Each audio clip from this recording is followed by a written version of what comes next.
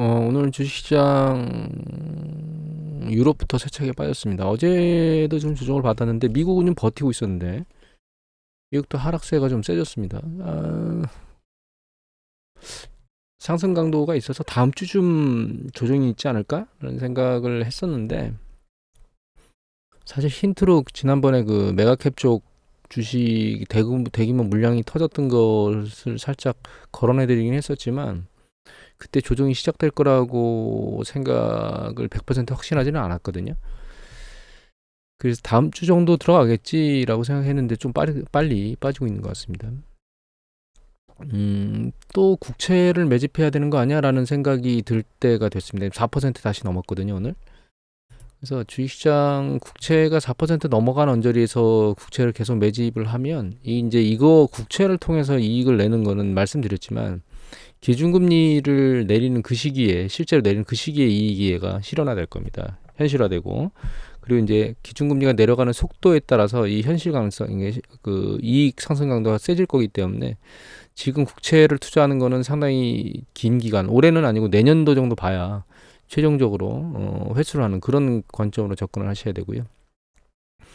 일단은 이거 오피니언 뉴스인데 이거 좀 시간이 된 겁니다. 6월 29일자 날짜인데 이게 뭐 제롬 파월 연준 의장 그다음에 라가르드 22 총재하고 이제 BOE 총재 이 세 사람이 공통적으로 그 금리 인상을 계속 얘기를 해대고 있고 지금 현재 그 금리 인상에 관련해 가지고 이 그 페드 모니터 보면 여기에 그 7월 달 기준금리 인상이 5.5로 93% 이미 다 올릴 거라고 예측은 하고 있지만 이제 9월 21일 날 같은 경우에는 아직은 5.75로 갈 거라고 생각하는 전문가들의 베팅이 적어요. 전 개인적으로 이게 이제 나중에 물가 상승률 관련돼서 얘기가 나오면 거기서 다시 베팅이 나오겠지만 그때 시장이 더 늘릴 수 있는 가능성을 가지고 있다라고 생각을 하고 있거든요. 그러니까 이제 최근 굉장히 빨리 달려왔었는데 주식시장이 차트를 볼까요? 네, 여기 차트인데 일정 부분 올라오다가 쉼이 있다가 여기서 엔비디아가 튀면서 쭉 한번 더 밀었죠. 네, 지금 이제 조정이 시작된 거라고 봐야 될 것 같고 이 조정의 강도가 어느 정도 내려갈지에 대해서는 확신할 수가 없는 상황입니다. 지금 최근 보면은 주식시장이 강세장을 계속 보이고 있는 것처럼 보여서 이게 약세장으로 다시 진입할지에 대한 부분은 판단하기는 지금으로선 좀 어려운 상황이고요. 다만 이게 녹록치 않은 거는 여기 보시면 이게 이 두 가지거든요. 이거는 이제 메가캡이라고 하는 전체적인 부분이고 이거는 메가캡 중에서 성장주 쪽의 메가캡만 끄집어낸 건데 지난번에 보여드린 건 이겁니다. 거래량이 급증해서 털렸는데 주식이 못 올라갔다고 말씀드렸죠. 그리고 최근 이제 거래량이 붙진 않는데 주식이 떨어지고 있잖아요. 그리고 한 가지 더 보면 이게 요 자금의 펀드 플로우를 보면 이게 7월 3일자거든요. 7월 3일자 이 펀드의 자금이 쭉 빠졌습니다. 한꺼번에 대량으로. 그래서 메가캡 쪽에서 자금이 좀 빠지는 것 같고 이거 성장주 쪽의 메가캡이거든요. 애플이라든가 뭐 이런 쪽에 더 많이 들어간 거예요. 포트폴리오 비중이. 얘 보면 플로우 보면 얘도 역시 이제 최근 보시면 여기 6월달 그 중순 이후로는 이 진입보다는 빠지는 게 좀 많아지고 있죠. 그래서 지금 대규모로 밀려 들어갔던 것이 이제는 그 이익 회수로 일단은 들어간 것 같아요. 일단은 이익 회수로 들어가서 결과적으로는 조정의 시작이 된 것 같다 이렇게 시그널이 오늘 터진 것 같고요. 그리고 이거 어드바이저 퍼스펙티브에 나오는 데이터입니다. 이 PC 데이터 나온 거에 CPI까지 포함해서 보여주는 건데 여기 보시면 이게 전체 PC 그 물가 지수고요. 요게 그 코어 물가 지수거든요. 근데 코어 물가 지수는 안 내려오고 옆으로 기고 있잖아요. 그러니까 뭐 푸드나 에너지 관련돼서 변동성이 큰 거를 제외하고 다른 상대적으로 변동성이 적은 물가 지수만 포함해서 놓고 보면 이게 지금 물가 상승률이 내려오질 않고 있다는 뜻입니다. 그러니까 연준이 이거를 중요하게 생각하는데 결과적으로는 얘가 안 내려오기 때문에 기준금리를 계속 더 올려서 시장을 쉽게 만들 수 있는 방법밖에 없다라고 지금 베팅을 하고 있는 것 같고 7월달 일단 한번 금리를 올리고 난 다음에 한 달 7월 지표, 8월 지표를 보겠죠. 그 상황을 보고 9월달에 다시 한번 액션을 취하게 될 겁니다. 그런데 얘가 계속 이렇게 끈적끈적하게 붙어 있으면 아마도 9월달에도 인상을 할 수밖에 없는 상황이고 그런 상황이 이제 계속 도래되게 되면 결과적으로는 심리 지금 최근에 이제 미국 심리 지수는 반등했거든요. 아직 ISM 서비스업 지수가 안 나온 것 같은데, 제가 체크를 잘 못하고 있네요. ISM 서비스업 지수가 지금 나왔거든요. 53.9로 반등에는 일단 성공했네요. 최근에 그 미시건 대학하고 컨퍼런스 보드 심의 지수가 좋아졌는데, 그게 이제 그대로 기업 쪽에도 반영이 되고 있는 것 같습니다. 제가 보기엔. 근데 미국은 이제 반등이 셌지만 다른 지역 같은 경우에는 상대적으로 이렇게 직전보다는 낮은 수준으로 나왔습니다. 서비스업 제조업 지수가. 그다음에 요거는 제조업 PMI 지수거든요. 이게 서비스업 PMI 지수고, 이게 제조업 PMI 지수인데, 제조업 PMI 지수는 좀 더 심리적으로 이제 위축되는 쪽으로 가고 있고, 전 세계 글로벌이. 서비스업 PMI 지수도 위축되는 쪽으로 가고 있는데, 미국은 반등에 성공했네요. 미국은 긍정적인데, 여기 보시면 유럽 같은 경우에는 이게 유럽의 ESI거든요. 이 ESI가 그 사업자하고, 그러니까 그 기업하고 소비자의 심리수를 합쳐놓은 거거든요. 근데 얘 심리수는 아랫방향으로 계속 내려가고 있습니다. 물론 여기 위에 보면 이게 이제 고용과 관련된 심리수인데 살짝 반등하긴 했습니다. 이번에 살짝 들리긴 했는데, 고용 이외에 전체적인 부분을 놓고 보면 계속 내려가고 있어서 유럽은 심리수가 그렇게 좋지는 않은 상황으로 계속 가고 있고, 미국은 계속 내려오다가 살짝 심리수가, 소비자 심리수가 반등한 상태다, 이렇게 보시면 될 것 같고, 미국의 그 사업자 관련된 심리수, 소규모 자영업자 심리수는 아직까지 살아나지를 못하고 있는 상황입니다. 그리고 시장이 이렇게 많이 밀려 올라와서 강도가 센 상황, 이제 기술적으로는 센데, 이미 제가 이전 데이터에서도 보여드렸지만 경제 지표는 그렇게 좋은 건 아니거든요. 물론 미국의 소비 지표가 좋은 거는 뭐 피해갈 수 없는 부분입니다. 이게 좋다라고 하는 게 굉장히 강력하다라기보다는 제가 보기엔 꺼지지 않고 있다, 이렇게 봐야 되거든요. 다른 쪽은 다 꺼지고 있는데 걔만 안 꺼지고 있어서 잘 버티고 있다, 이렇게 생각을 할 수는 있습니다. 물론 고용 지표도 마찬가지고, 소비 PC 지표도 마찬가지고. 그럼에도 불구하고 주가가 올라온 강도가 과연 용인할 수 있을 만큼 올라온 거냐라고 하는 것에 대해서는 저는 사실 물음표예요. 경제가 탄탄하게 완전히 받쳐주고 있는 건 아니기 때문에 추세적으로 이렇게 강하게 올라가는 게 과연 정상적인 거냐.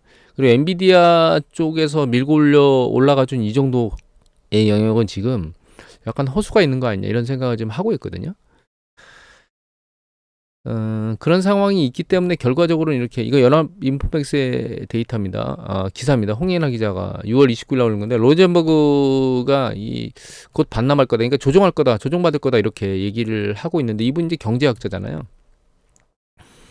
근데 이분이 왜 여기 제레미 그랜섬이라고 하는 분이 있거든요. 이분도 유명한 투자 관련된, 주식 관련된 그 경제 인사인데, 이분도 보시면 주식 폭락률이 70%다, 이런 얘기를 하고 있거든요. 최근 나온 기사입니다. 그러니까 지금은 주식시장이 얘가 위로 그러니까 위로 올라가는 게, 강력하게 위로 올라가는 게 좀 이상합니다, 제 생각에. 그런데 이게 지금 단기적 버블이라고 해야 될까요? 단기적 광기에 휩싸여서, 사실 지금 AI가 실체는 존재하지 않거든요. 지금 AI 붐이나 이런 것들이 얘기는 되고 있고, 엔비디아가 실적을 제대로 내고 있는 걸 보여주긴 하지만 이게 실체가 존재하진 않아요. 그러니까 이걸 가지고 지금 뭐 이익을 대규모로 냈다거나 이런 것들이 전반적으로 사업 전반에 무엇인가가 개선이 크게 됐다, 이런 것들을 보지는 않거든요. 보이지는 않고 있거든요. 그러니까 이게 허수이다라는 생각을 저는 하고 있는데, 여하튼 지금 주식시장은 올라간다라고 하는 사람도 있고, 내년도 5천 얘기하는 시장도 있죠. 붕괴에 대한 얘기를 하는 사람들도 양극간에 있기 때문에, 결과적으로는 베팅을 하는 방법은 단순합니다. 주식과 채권을 동시에 가져가는데, 내가 공격적으로 하겠다 그러면 주식 포지션을 늘려서 가는 수밖에 없고, 보수적으로 하겠다 그러면 주식 포지션을 줄여서 채권 포지션을 늘리는 방법밖에 없어요. 그렇게 반응을 하고, 주식 경제가, 글로벌 경제가 탄탄히 받쳐주지를 못하고 있기 때문에 이 불안정성, 바닥의 불안정성을 가지고 있거든요.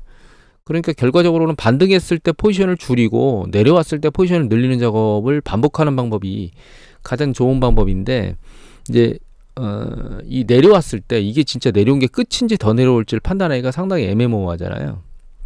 물론 기술적 분석이나 이를 통해서 판단을 예측할 수는 있지만, 예를 들면 상업부동산의 하반기 얘기들이 나오고 있는데, 실제로 상업부동산이 크게 터지진 않을 거라는 예측이 지배적이거든요, 현재로서는. 근데 그게 실제로 터지면 이거는 뭐 바닥이 어딘지를 알 수 없는 상황으로 갈 수가 있기 때문에, 결과적으로 지금 포트폴리오 하는 방법은 주식과 채권을 동시에 가져가는데, 내가 위험성을 좀 크게 안겠다라고 하는 사람은 주식 포지션을 늘리고 작업을 하되, 방망이를 짧게 잡고 짧게 잡는다는 얘기는 이 단기 변동성을 타고 작업을 한다는 거죠.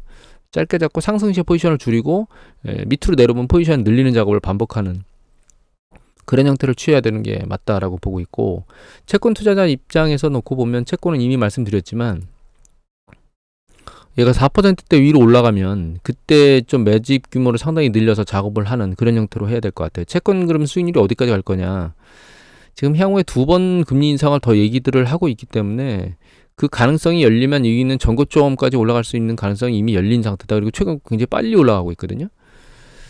그래서 일단 9월달 금리 인상 때까지는 상황을 최종적으로 봐야 될 것 같고, 그 금리 인상이 추가적으로 한 번 더 있을 거냐, 요번 7월달에 올리고 한 번 더 있을 거냐 말 거냐에 따라 최종적으로 10년 국채 수익률이 어떻게 움직일 거냐라고 하는 부분이 이제 결정이 될 거라고 보고 있고요. 물론 향후에 그 추가 인상에 대한 일이 가기도 전에 상업부동산 문제가 더 커져 버리면 실제로는 채권 수익률이 위로 못 올라가고 밑으로 내려오게 될 겁니다. 안전자산 선호도가 강해지고 경기 수축의 위험성이 커지면서 채권 수익률이 바닥으로 밑으로 밀려 내려올 거거든요. 그래서 그런 것까지 감안해서 포트폴리오 운용을 해야 될 거다, 이렇게 이해를 하시면 될 것 같아요. 그리고 미국 주택시장을 잠깐 보면 지금 미국 주택시장이 여기 보시면 얘가 착공이거든요. 착공 숫자가 늘어나고 있습니다. 최근. 그다음에 요게 이제 그 거주자 민간 주택 부문 투자인데 얘는 아직 이제 분기당 나와서 늦기 때문에 향후에 보면 얘가 위로 살짝 들려 올라올 거라고 생각을 하고 있고요. 얘가 미국의 주택 전체 판매예요, 제가. 싱글 주택 판매 수거든요. 늘어나고 있죠. 싱글 주택 판매 수 좀 세부적으로 보면 이게 기존 주택이고 요게 신규 주택이거든요. 이 기존 주택 내려오다가 살짝, 얘는 아직 기존 주택은 완전히 들렸다고 보기는 참 모호하긴 하지만 이 신규 주택, 싱글 단독 주택 같은 경우는 계속 추세적으로 올라가고 있습니다. 그래서 주택 시장이 살아난 것처럼 보이기는 합니다, 사실은. 미국 주택 시장이. 이거는 케이스 실러 지수, 주택 지수 있죠. 그다음에 요게 이제 판매된 중앙값 주택 가격 지수인데, 얘는 중앙값 지수는 추세적으로 계속 내려오는 것처럼 보이지만 10대하고 20대 대도시의 그 주택 가격 지수, 케이스 실러 지수는 추세적으로 올라오고 있습니다. 바닥을 찍은 것처럼 보이고 있거든요. 근데 꼭 이제 여기서 좀 특이한 사항이 좀 있는데, 요걸 보여드리면 얘가 모기지 신청이거든요. 이거는 싱글 아파트 모기지 신청입니다. 여기 보시면 2020년 하반기부터 2021년 초 요때부터는 모기지가 중간에 이제 들려 올라가긴 했었지만 추세적으로 계속 내려오고 있습니다. 근데 여기서 안 들리고 있어요, 지금 모기지 신청 숫자가. 모기지를 통해서 주택을 구매하는 숫자가 늘어나진 않고 있거든요. 이것만 그런 게 아니고 전체 모기지, 싱글 포함 모든 모기지 관련된 그 신청 숫자, 그러니까 모기지 관련돼서 주택을 구매하는 거죠. 그 숫자는, 신청 숫자는 이게 작년 2022년 중반부터 안 올라가고 있거든요, 아예. 그래서 최근 이제 미국에는 모기지를 안 받고 그 돈을 모두 다 투여해서 집을 산다라고 하는 보고들이 계속 올라오고 있습니다. 그래서 이건 왜 얘기를 드리는 거냐면, 이게 그 실수요자들 중에서 살 수 있는 여력이 되는 사람들만 사고 있다는 뜻입니다. 그러니까 모두 다 달려들어서 주택을 구매하는 게 아니고, 그 금리가 너무 높으니까 모기지 신청은 잘 안 하고요.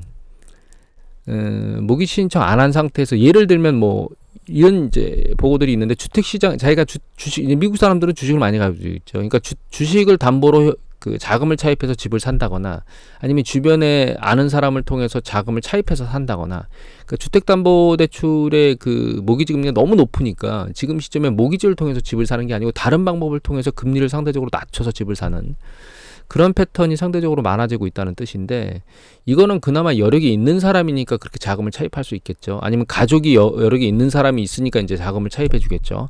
그렇지 않은 일반 서민들 같은 경우에는 결과적으로 주택 구매는 지금 엄두를 못 내고 있다, 이렇게 이해를 하시면 될 것 같아요. 그래서 지금 주택 가격이 반등하는 거는 제 생각에는 이게 추세적 반등이기보다는 일반적으로 이제 이미 보여지면 렌트료가 자기 가처분 소득이 거의 30%에 육박하는 정도의 상황에 왔기 때문에 임대료를 내느니 어떤 형태로든 집을 구매하겠다라고 하는, 일정 부분 집을 살 수 있는 사람이 이제 시장에 들어와서 주택을 구매하는 그런 형태로 가고 있는 것처럼 보입니다. 그 주택 시장이 아주 좋은 것 같긴 하지만 좀 세부적으로 보면 그렇지 않을 수도 있어요.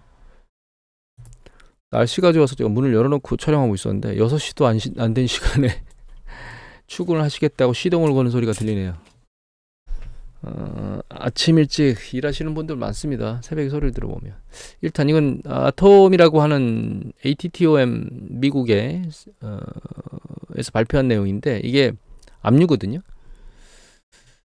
그래서 이게 미국의 주택 부분 압류가 점점 좀 늘어나고 있습니다. 지금 자산 부분 전체적으로 보면. 이게 미국 경제가 추세적으로 이렇게 늘어나다가 좀 쉬는 것 같더니 급격하게 2021년도 하반기부터 2020년 늘어나고 다시 좀 쉬는 것 같더니 다시 머리를 들었거든요. 또 한 가지는 이건데 이거는 calculated 리스크 뉴스레터에 나오는 내용인데 이게 싱글 그러니까 단독주택의 연체율인데 얘는 잘 가고 있습니다. 그런데 밑에 보시면 이게 멀티패밀리 그러니까 다주택 관련된 연체거든요. 90일 이상 연체 그러니까 이 좀 안 좋은 연체죠. 좀 질이 나쁜. 그런데 그거에 이제 압류 이런 부분들까지 들어가는 그런 연체인데 보시면 멀티패밀리 다주택 쪽에서 상당히 폭발적으로 다시 올라가고 있잖아요. 이 가장 주된 이유가 여기 보시면 그 아파트 이 공실률이 굉장히 늘어나고 있습니다. 공실률이 늘어나고 있는데 이 다주택자 연체율이 이렇게 올라간다는 얘기는 결과적으로 이게 그 임대사업자들 이 아파트 임대가 제대로 안 돼서 공실률이 늘어나면서 연체율이 늘어나고 있는 뭐 이런 형태로 가고 있는 거죠. 그러니까 앞에 보면 이제 너무 공급이 많은 상태에서 다세대 주택이 많긴 한데 임대료가 높아서 다주택자를 찾기보다는 어떤 형태로든 저렴한 형태로 액션을 취하려고 하는 그런 형태가 많이 늘어나고 있는 것 같고 그 중에 이제 견디다 못해서 살 수 있는 여력이 되는 사람은 주택을 구매하러 가고 있고 뭐 이런 형태인 것 같아요. 그래서 미국은 현재 빈익빈부익부가 극단적으로 현재 나눠져 있는 상태처럼 보이고 있습니다. 거기에 물가 상승률은 안 내려와서 상당히 서민 경제가 그렇게 녹록지는 않은 상황인데 이것도 역시 있는 사람은 괜찮지만 없는 사람이 힘들어하는 그런 패턴이 현재 이어지고 있는 것 같아요.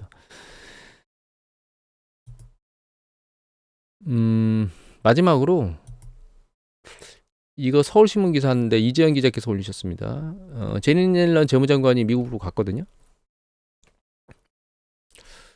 미중 무역 분쟁하고 일본까지 합산해서 뭔가 중국을 이렇게 쥐어짜는 그런 형태로 가고 있고 우리나라 같은 경우에는 거기에 동참해서 작업을 하고 있는데 미국이 갑자기 중국으로 하는 제스처가 지금 패턴이 약간 바뀌고 있거든요. 좀 걱정입니다.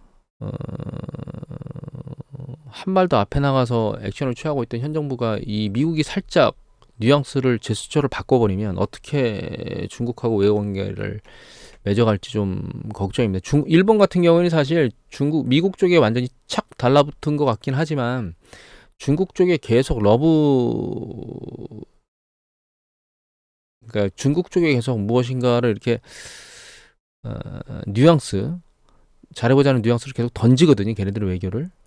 근데 우리나라는 이게 선을 딱 긋고 한쪽으로 지금 현재 붙어 있는 상황이기 때문에 미국의 제스처가 바뀌면 윤 정부가 어떻게 외교 행보를 보일지 좀 걱정이 되기도 하고 궁금하기도 합니다. 오늘은 이 정도로 마치도록 하겠습니다.